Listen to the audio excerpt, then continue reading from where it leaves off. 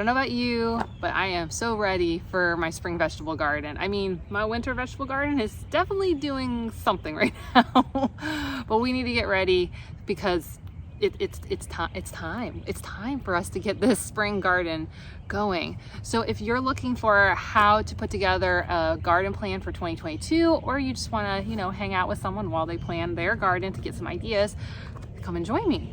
So let's get going. We're going to plan it today. So here's what we're gonna do today. We're gonna plan, we're gonna go get the plants, and then we're gonna put them in. So we can kind of go through the whole journey here together of idea, looking at stuff, and then making it happen. So I'll take you through, I'll give you tips and tricks along the way of things that work well for me. Okay, let's get going. And for those who want to follow along with the things that I'm using, there is a free seasonal gardening calendar that you can pick up at www.wildfloridian.net/calendar. This is free. It's a digital copy that you can download and print immediately. And then there is the Wild Floridian 2022 Garden Planner. This is where I'll be doing my literal plan for today. You can pick this up. It's also digital.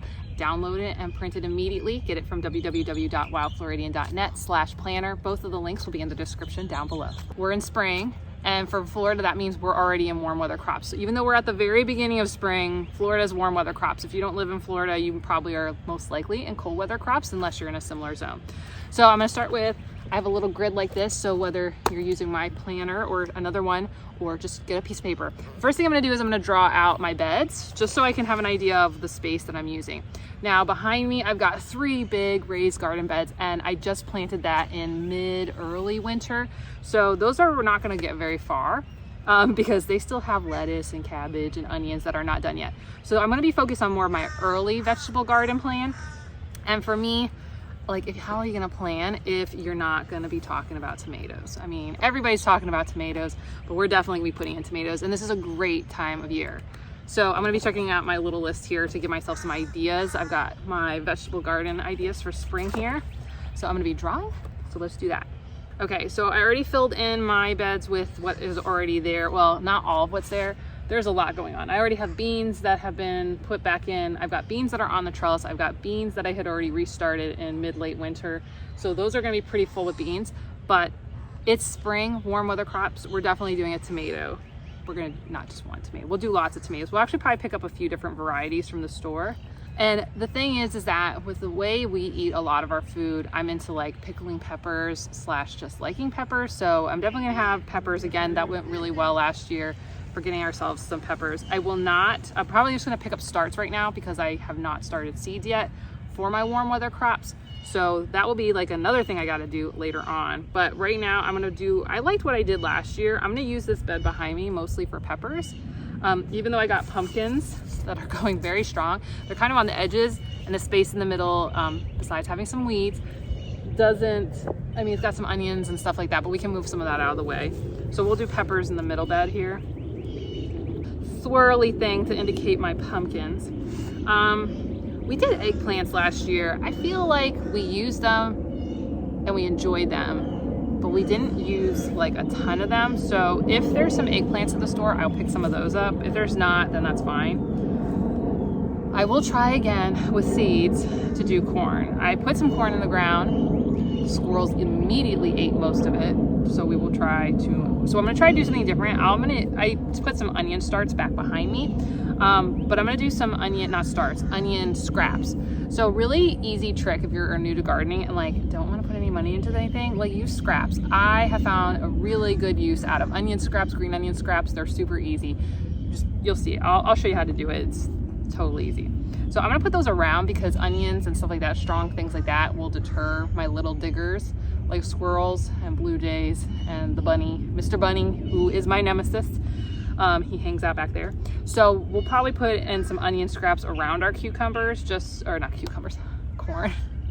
Corn, just to try to deter it. And then I have a little bit of basil here. I'm probably gonna add some more basil because why not? And I think that's gonna be kind of my main things. So yeah, there's the game plan. Okay, so here's my general game plan. We got our beds that we're just gonna kind of leave as is. We're gonna put some corn, also some sunflowers. My kids and I picked up some sunflower seeds from Target the other day, so we'll do that. And then I got tomatoes on the arches, my swirly whirlies for my pumpkins.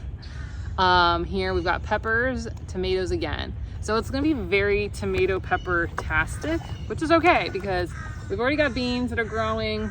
Those are gonna be kind of ending. They actually grow fine by each other. What we found last year is that the tomatoes kind of wrapped around, or no, not the tomatoes, the beans wrapped around the tomatoes and kind of created some nice natural trellising. So I already got that. There's still some cold weather crops hanging in there, so we'll just kind of mix everybody in between. Yeah, so let's get to the store and let's get going on our early spring vegetable garden.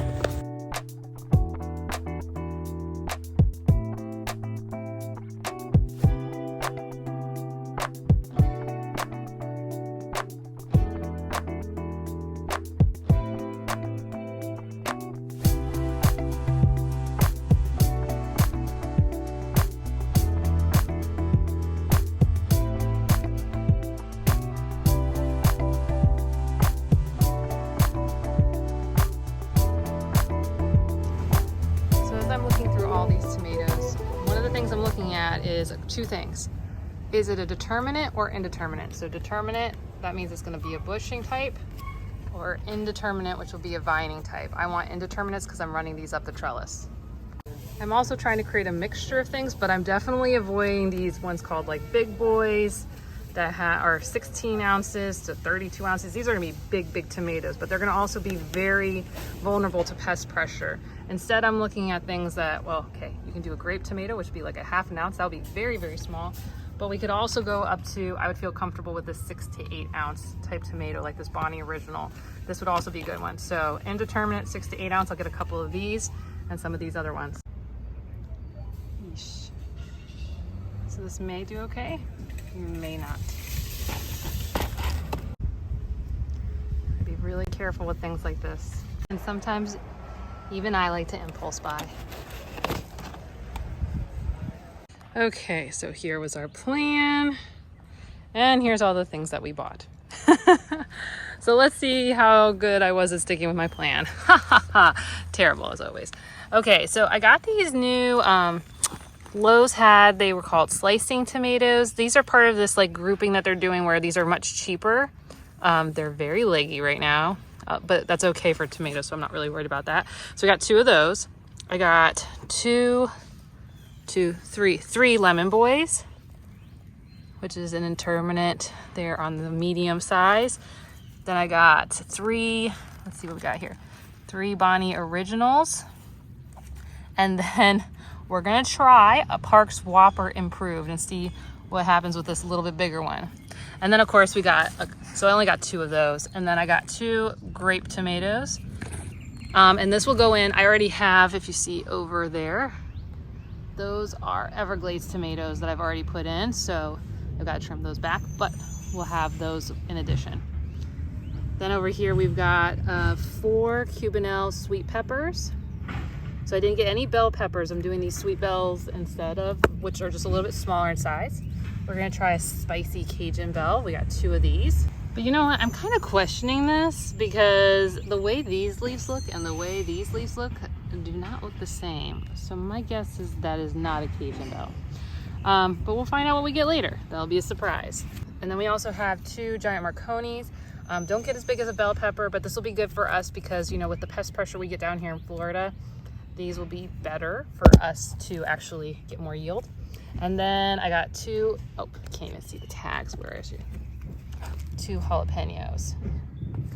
And then we were able to find, yay! I found 2 Black Beauties, which we really enjoyed Black Beauty last year. So this one right here.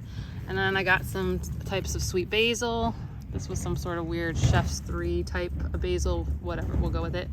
And you can't go and buy stuff without getting one impulse buy. I've never grown strawberries before, but I'm going to try it. And for Florida, we have a huge strawberry festival in February every year. So this might be a little bit on the late side, but they were looking really cute and good. And I just figured, what the hey, let's have some fun and we'll just try it. It's always good to try at least one new thing a year. You learn something, whether you're too early or too late, or it does just fine, you'll learn something. So I got myself some strawberries. Okay, so now it's gonna be all about time for placement. If you actually look at the center beds, This is a mess. This is a total mess. You might be thinking, where the hay are you putting all this stuff? Okay, but if I come out to the outer portions of like the arch trellises, you can see we've got a lot of space. And while I do have some beans growing in here, they're just gonna go straight up. You can see some of the bean plants. They take up relatively low amounts of space. So what I'll do is I'm gonna go ahead and I'm just gonna pull, just to make sure there's not as much competition going on. What I'll do is I'll actually plant the tomatoes a little bit further. Maybe I'll put them a little bit further back. Yes, those are my Christmas lights still on there. I'm gonna prune this back, and then what we'll do is I might actually even plant them on the inside. Am I that crazy? Oh, these pumpkins are going nuts. The peppers, we have some space. I just gotta kind of work around everybody. But this is gonna be very green. These pumpkins, look at them. They're crazy, crazy pumpkins. So I'm thinking, right, we got the two. This is a weed. Well, there's a weed and then there's a native plant that's acting as a ground cover. So between the two of them, I will just push it out of the way and I'll start planting along in here. I already got some basil in here. I need to harvest some of that later, and some cilantro that's gonna probably go to seed pretty soon, which is good because we like coriander. So we'll put those in there, and the onions will help with deter pests. These are just scrap onions, so I'll put them in a little bit later there. But we've got a good enough amount of spacing between what I actually want to grow versus, yeah. Okay, so I think the game plan's coming together. So let's just go ahead and place all these plants where we want to plant them.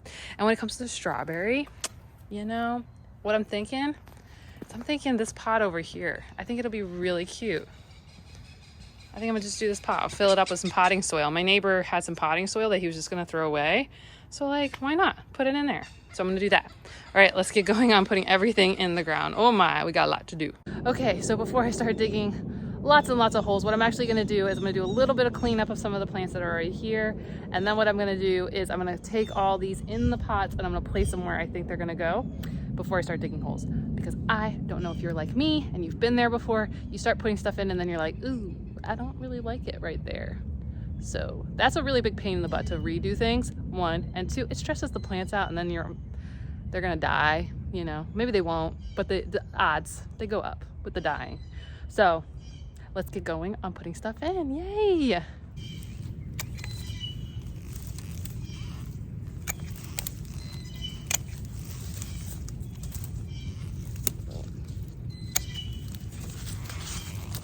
Oh, I never thinned this.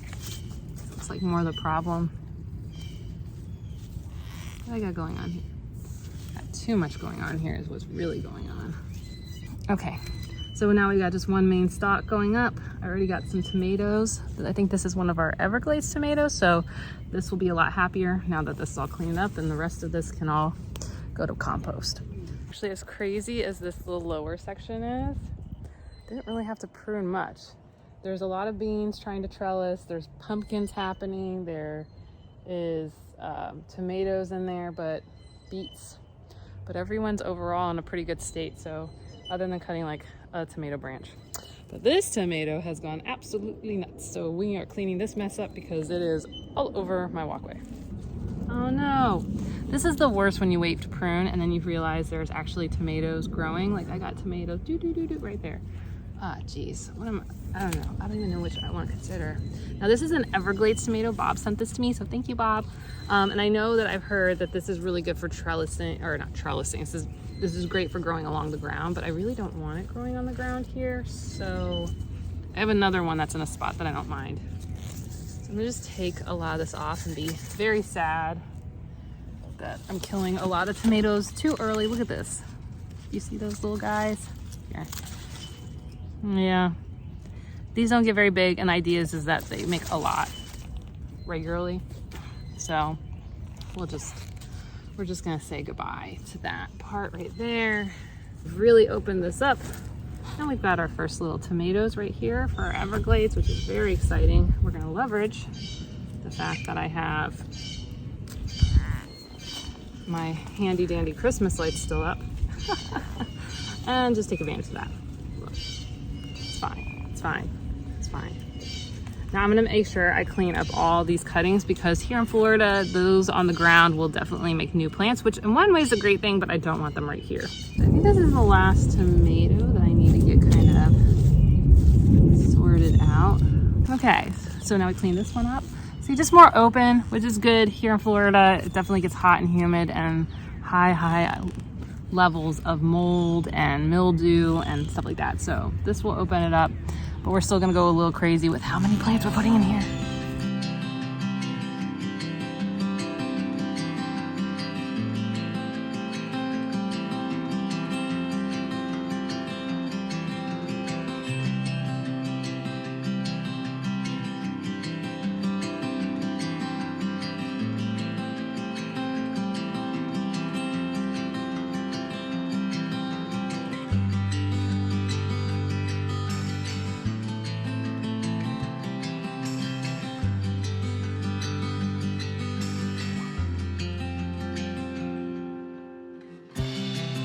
Okay, I found it easier to just put these in the middle of the trellis because it would be easier for me to see what I put where. So because I have the 2 Everglades tomatoes that already exist at the very, very end, I did nice little pairings here. So Everglades tomatoes, we got our giant tomato that's gonna do whatever it's gonna do. Then I put the Lemon Boys and then the Bonnie original tomatoes. So that's how we filled in there. Then over here, just because I had a little bit of a mishmash of what was left, we've got Everglades tomatoes in the front, the slicer tomatoes there, then I've got the Lemon Boy on this side, the Bonnie original on this side, and then I've got the 2 grape tomatoes here. So we've got all our plants being ready to be put in. So that's exciting for that section. And then here, oh, can you guys even see them in between everything? Jalapenos in the back, near my cilantro, yay. Then we got our giant Marconis. Then next to our basil, we've got our Cajuns. And then I've got my Cubanelles right here. Only weeds I'm gonna pull are not the clover type. Those ones, once you pull them, they just like seeds everywhere. So we'll just leave those. So those will all go in there. And in the very back by these little spiral tomato trellises is we've got our beauty berry eggplants right there. And then I will also be putting that in. Okay, so let's get going with putting everything in.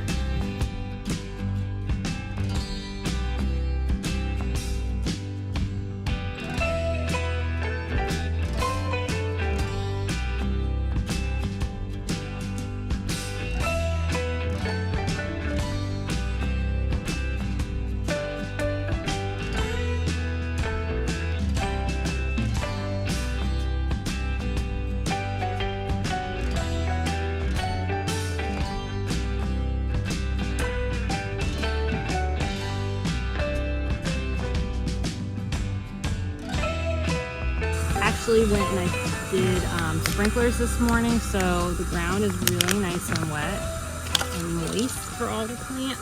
Because what you can end up finding is that your plants will get dehydrated after you plant them because the ground around them sucks everything out. So you want to make sure the ground is actually moist if you can, not wet, but moist. And then that way you don't have to spend a ton of time watering everything when you put it in. And plants like peppers and our eggplants, we just want to go to the top of where the dirt already exists for putting in the ground. The tomatoes will be a bit different. And we're going to keep our little tags. We're just going to use them to make sure we remember what we planted. So many times, if you've watched my channel, you'll know that I have planted things and then completely forgotten what it was I planted where. So I didn't make tags or use tags. So I'm very appreciative of these nice little tags that will help me out through the season.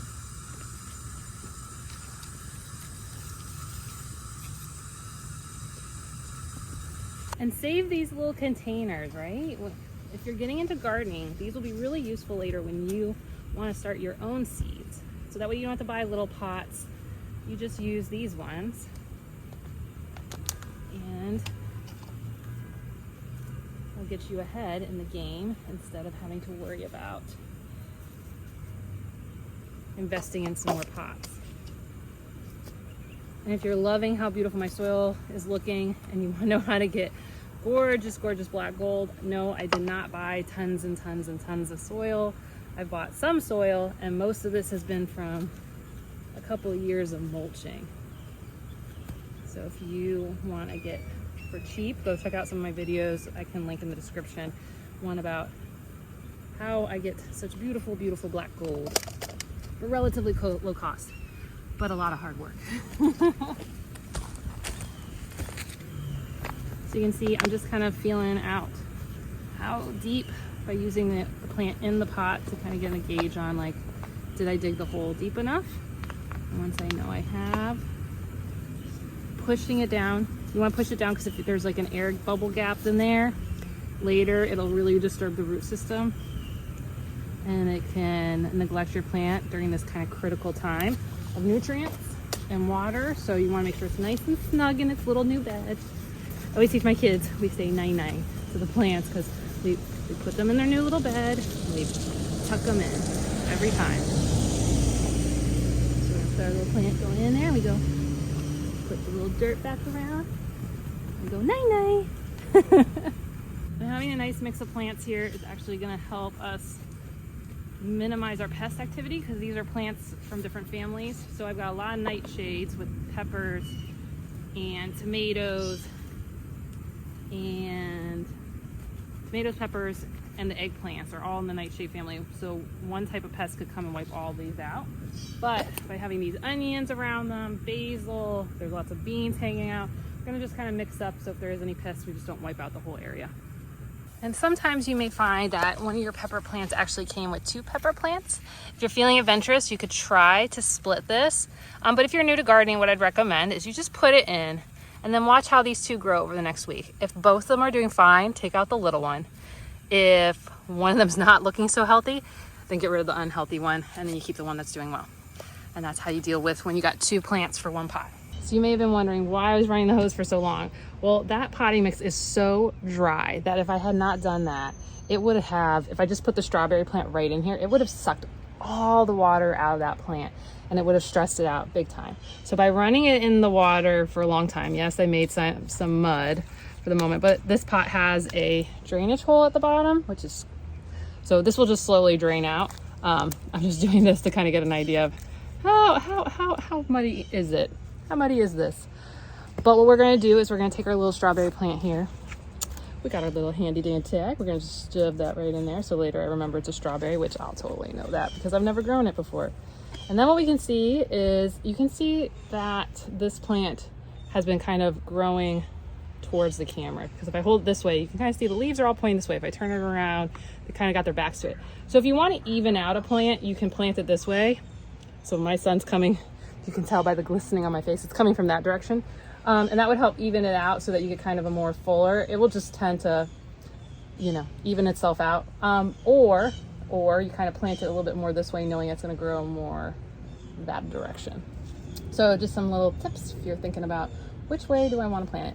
And yes, these are technically going a circle. Now the cool thing about strawberries is that I know that they're runners, so they will make new plants. I heard that they have like mother plants. I don't know how it all has worked in Florida. Usually the people I've seen talk about these are in temperate climates, which is why I'm just very unsure about how this is all going to work here. But overall, looking good. Still got potting mix left over. I thought that was not going to be enough for 1 pot. But the things you learn. Okay, let's go put in all our tomatoes now. So when it comes to planting tomatoes, a couple of things I am going to be doing is, what's cool about tomato plants, like I said before with Florida, you can grow new tomato plants from cuttings, but you can also grow plants like this and they will set up new little plants. So I'm actually going to cut off a bunch of this extra leaves here, and I'm going to plant these a bit deeper then, because I can go deeper and this will just form roots. All these little hairs on the plant will form roots. So we're going to plant right here, kind of in the middle-ish of this section. That way it has lots of places to trellis and hang. I have to dig a little bit deeper down in here because this is where I've gone much deeper with mulch and not put soil over time. We'll take this out so we'll remember who this was. What my idea is I'll put them on this side and then I'll run them up through. But this way I can just get them going without disturbing a bunch of other plants' roots. And you can see it's right up against the trellis. We're gonna tuck it in and say night-night.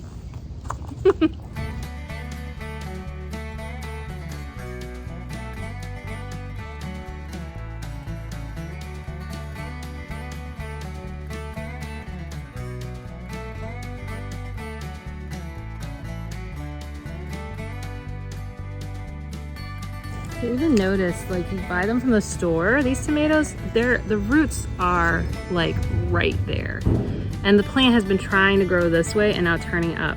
So we can take advantage of that by when we plant it in the ground to redirect it back up, plus give it much more stability than what's going on here. And all I'm using really is a standard transplanting, or I think is this transplanting? Yeah. So a standard hand shovel and then these Fisker pruning shears. You can get links to these down in the description for all the tools that I use in my garden.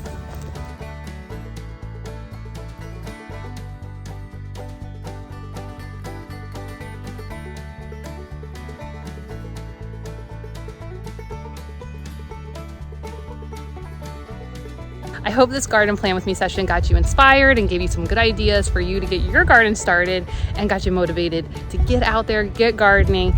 Any of the things that I mentioned in here, from tools to other videos to the planner and calendar, all the links will be in the description down below. I can't wait to hear more about what's going on in your spring garden, so let me know in the comments. Okay, I'll see you soon. Bye.